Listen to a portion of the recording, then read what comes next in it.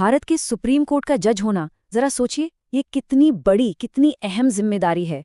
देश के संविधान की हिफाजत करना, लाखों लोगों की जिंदगी से जुड़े फैसले लेना। तो सवाल ये है कि आखिर दुनिया के सबसे बड़े लोकतंत्र के इस सबसे ऊंचे पद तक पहुंचने के लिए क्या चाहिए। और ये सिर्फ कुछ नियम नहीं है, बल्कि ये इस पद के वजन और उसकी अहमियत को दिखाते हैं। तो चलिए आज इसी सवाल का जवाब ढूंढते हैं। हम समझेंगे कि संविधान की संरक्षक कौन होते हैं, फिर देखेंगे कि रूल बुक यानी आर्टिकल 244(3) क्या कहता है, और फिर बेंच तक पहुंचने के उन 3 अलग-अलग रास्तों को जानेंगे। एक जज का सफ़र, एक वकील का सफ़र और एक कानूनी विद्वान का सफ़र। और आखिर में ये भी समझेंगे कि ये 3 अलग-अलग रास्ते क्यों ज़रूरी हैं। सबसे पहले बात करते हैं सुप्रीम कोर्ट की भूमिका की।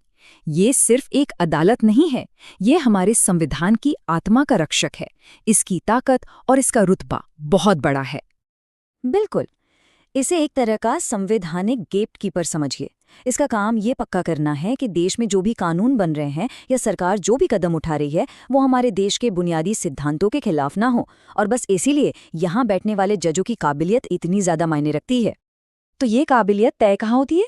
इसका जवाब खुद हमारा संविधान देता है।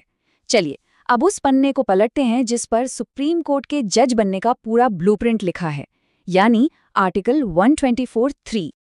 तो आर्टिकल 124(3) क्या है?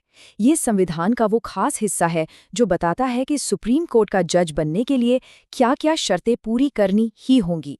समझ लीजिए, ये ऑफिशियल रूल बुक है।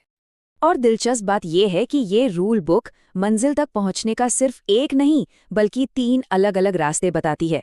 पहला है जज का सफ़र, दूसरा है वकील का सफ़र और तीसरा है एक विधिवेत्ता यानी कानूनी विद्वान का खास रास्ता। चलिए एक-एक करके तीनों को समझते हैं। पहला रास्ता जो सबसे आम है वो है जज का सफ़र। यह रास्ता किसी हाईकोर्ट की बेंच से होकर गुजरता है। मतलब ये तजुर्बे का रास्ता है जहां एक जज पहले ही न्याय की कसौटी पर परखा जा चुका होता है। तो इस रास्ते पर चलने के लिए क्या चाहिए? पहली शर्त भारत का नागरिक होना, और दूसरी और सबसे जरूरी शर्त किसी हाईकोर्ट में कम से कम एक तय समय तक जज होना, या फिर एक के बाद एक 2 या ज्यादा हाईकोर्ट में जज के तौर पर काम किया होना। और वो तय समय कितना है? 5 साल। जी हाँ, हाईकोर्ट के जज के तौर पर कम से कम 5 साल का तजुर्बा। ये इस रास्ते की सबसे बुनियादी और सबसे अहम शर्त है। ठीक है, अब दूसरे रास्ते पर चलते हैं। ये रास्ता एक नामी वकील का है जिसने अपनी कानूनी महारत किसी हाईकोर्ट की बार में यानी वकालत करते हुए हासिल की हो। देखते हैं ये पहले रास्ते से कैसे अलग है। यहाँ भी पहली शर्त तो वही है, भारत का नागरिक होना। लेकिन दूसरी शर्त बदल जाती है। यहाँ जज होने के बजाय किसी हाईकोर्ट में या एक के बाद एक कई हाईकोर्ट में एक तय समय तक वकालत की होनी चाहिए। और वो समय है 10 साल। देखिए, ये फर्क है। एक जज के लिए 5 साल का अनुभव, लेकिन एक वकील को सुप्रीम कोर्ट तक पहुंचने के लिए कम से कम 1 दशक की प्रैक्टिस चाहिए। अब आते हैं तीसरे और सबसे दिलचस्प रास्ते पर। ये एक स्कॉलर, एक कानूनी विद्वान का रास्ता है।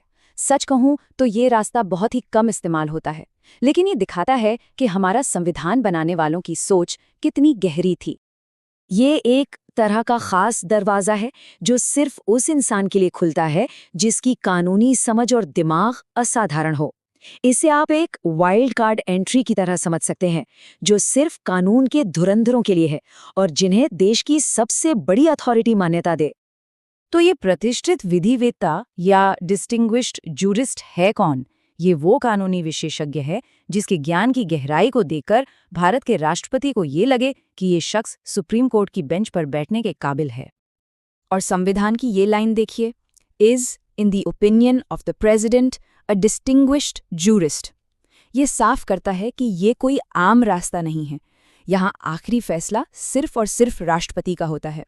तो अब सवाल ये उठता है कि आखिर इन 3 अलग-अलग रास्तों की जरूरत ही क्यों पड़ी? इसका जवाब इस बात में छिपा है कि हम सुप्रीम कोर्ट से चाहते क्या हैं। ये बेंच पर अलग-अलग तरह के तजुर्बे और सोच को एक साथ लाने के लिए है। तो एक नज़र में देखें तो तस्वीर साफ हो जाती है। एक जज जिसे हाई कोर्ट का 5 साल का तजुर्बा है, एक वकील जिसे 10 साल की प्रैक्टिस का अनुभव है, और एक कानूनी विद्वान जिसकी काबिलियत राष्ट्रपति तय करते हैं। तीनों अपने अपने तरीके से जरूरी हैं। तो इन सब का मकसद क्या है? मकसद ये है कि सुप्रीम कोर्ट को एक मिला-जुला नजरिया मिले, जज का न्यायिक अनुभव, वकील की प्रैक्टिकल समझ और एक विद्वान की अकादमिक गहराई। ये संतुलन न्याय के लिए बेहद जरूरी है। और ये हमें एक आखिरी सवाल पर लाके छोड़ता है। 21वीं सदी में कानून तेजी से बदल रहा है, तो क्या जज बनने की ये शर्तें आज भी न्याय के लिए एक परफेक्ट फॉर्मूला है? इस पर सोचना तो बनता है।